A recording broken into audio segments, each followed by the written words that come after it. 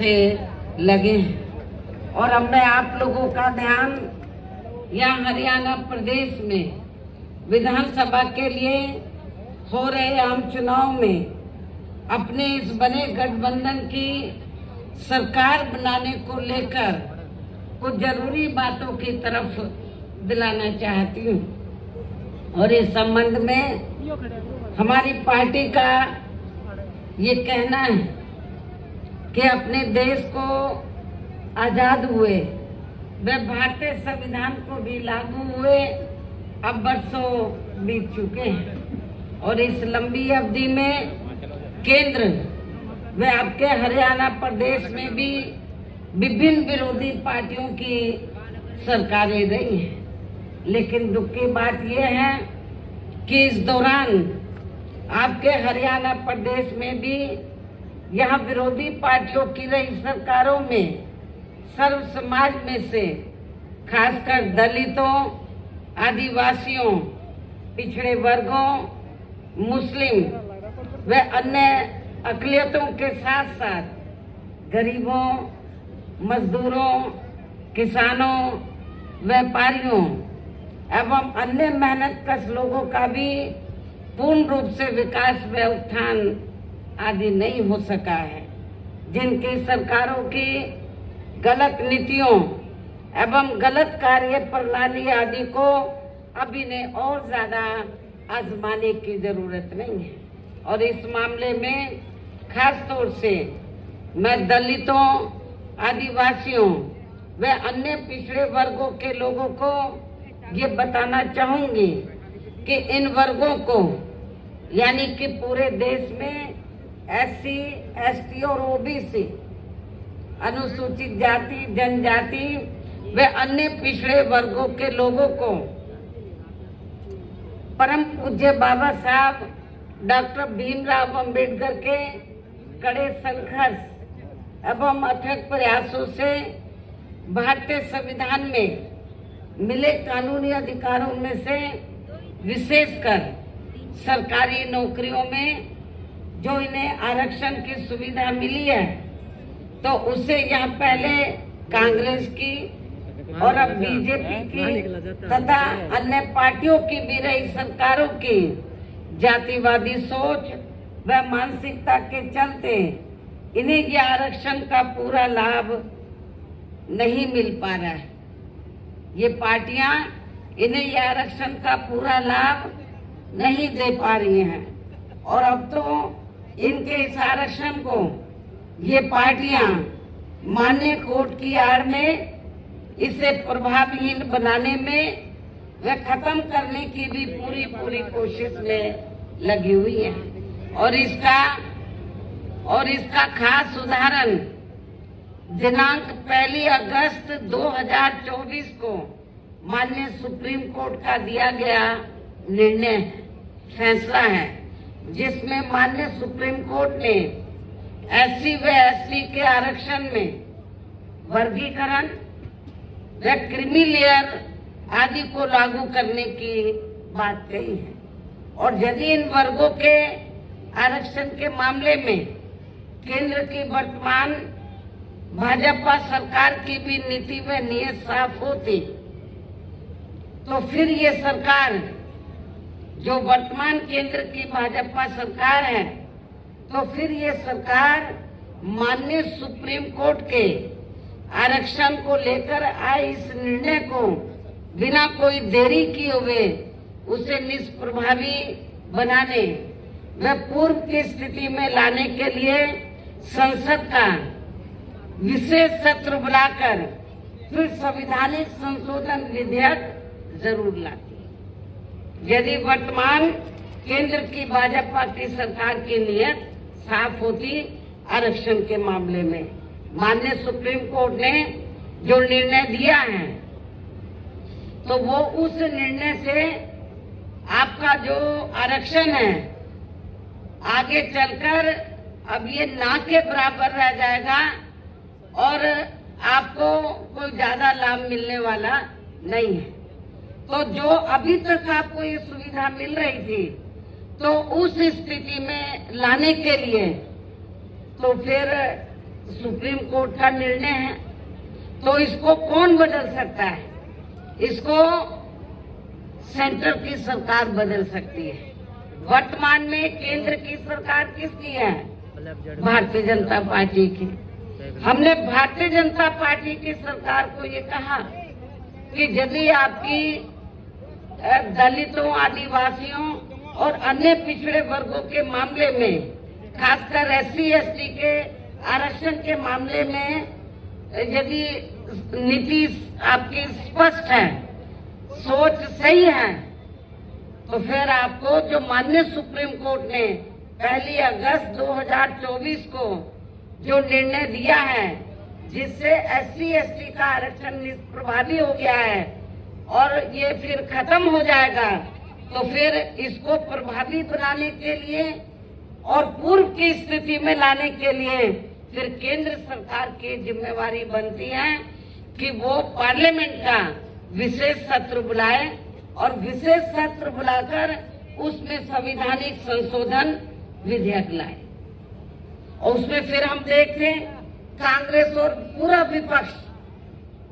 तो वो आपको सपोर्ट करता है नहीं करता है?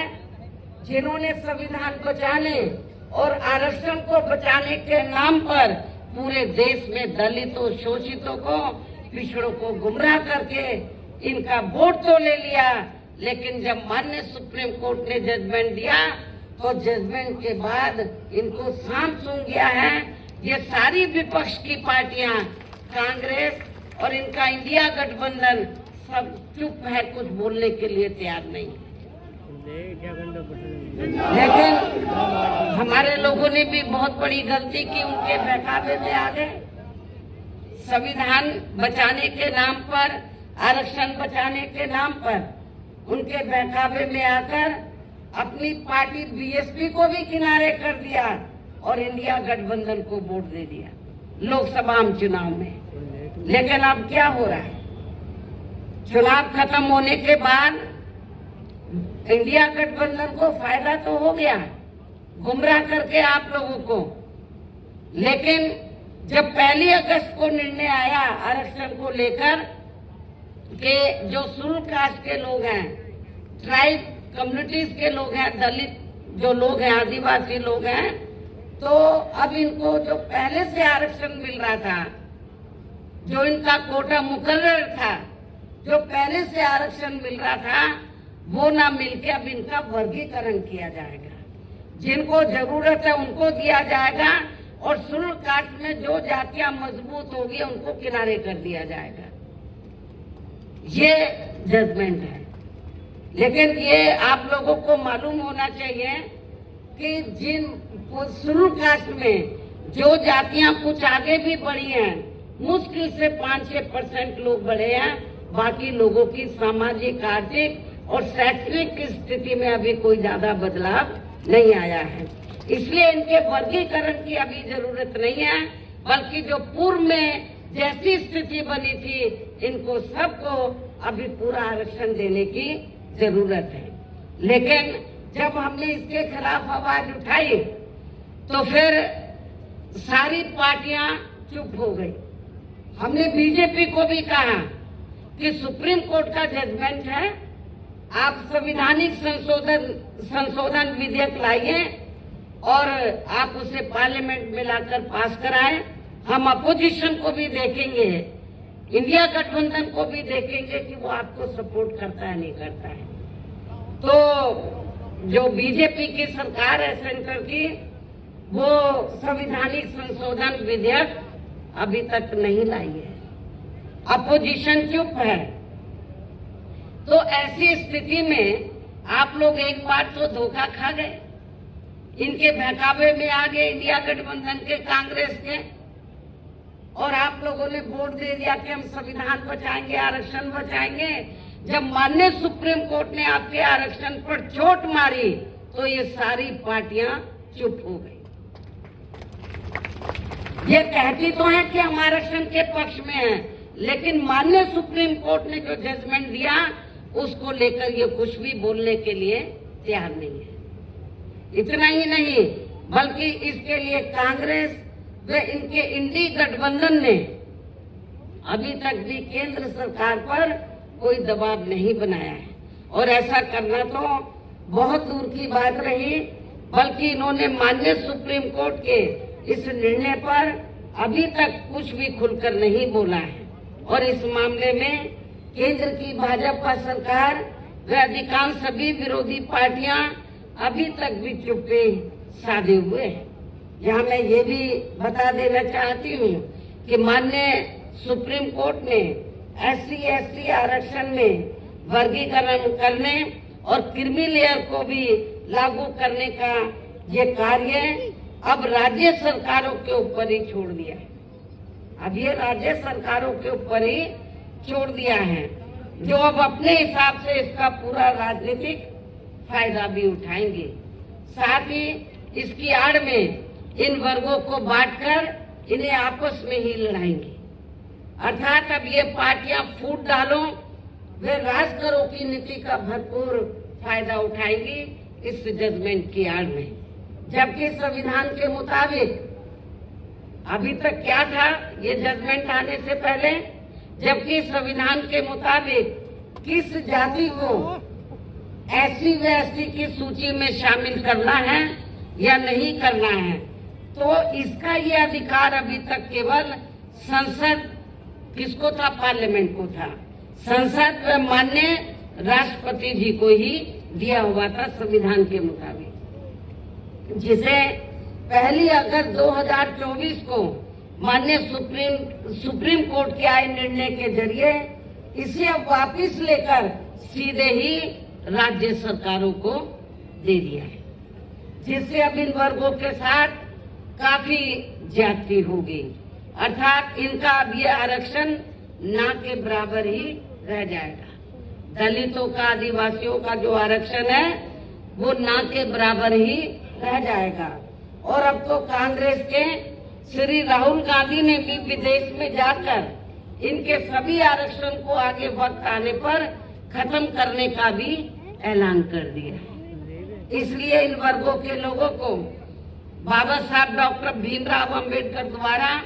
जो इन्हें आरक्षण का ये संवैधानिक अधिकार मिला है, तो इसे बचाने के लिए अब यहाँ हरियाणा प्रदेश में हो रहे विधानसभा चुनाव में इन वर्गों को, ऐसी सभी आरक्षण विरोधी पार्टियों को अपना कतई भी वोट नहीं देना। जो ये पार्टियां माननीय सुप्रीम कोर्ट के आए इस निर्णय को बिल्कुल भी बदलने के लिए तैयार नजर नहीं आती हैं, ना तो भारतीय जनता पार्टी और ना ही कांग्रेस पार्टी का इंडिया गठबंधन। अर्थात इस मामले में केवल ये पार्टियां इन वर्गों को गुमराह करने में ही लगी है। ऐसी स्थिति में अब इन वर्गों को यहाँ विधानसभा के हो रहे आम चुनाव में अपने बने इस गठबंधन की ही सरकार बनाकर, क्योंकि ये लोग जो जजमेंट आया माननीय सुप्रीम कोर्ट का रिजर्वेशन को लेकर, इसको ये अभी तक भी बदलने के लिए तैयार नहीं है, ना कांग्रेस ना बीजेपी। तो ऐसी स्थिति में अब आप लोगों को करना क्या है, ये अपने गठबंधन की सरकार बनाकर इसे लागू होने से, ये जो भी नया जजमेंट आया है,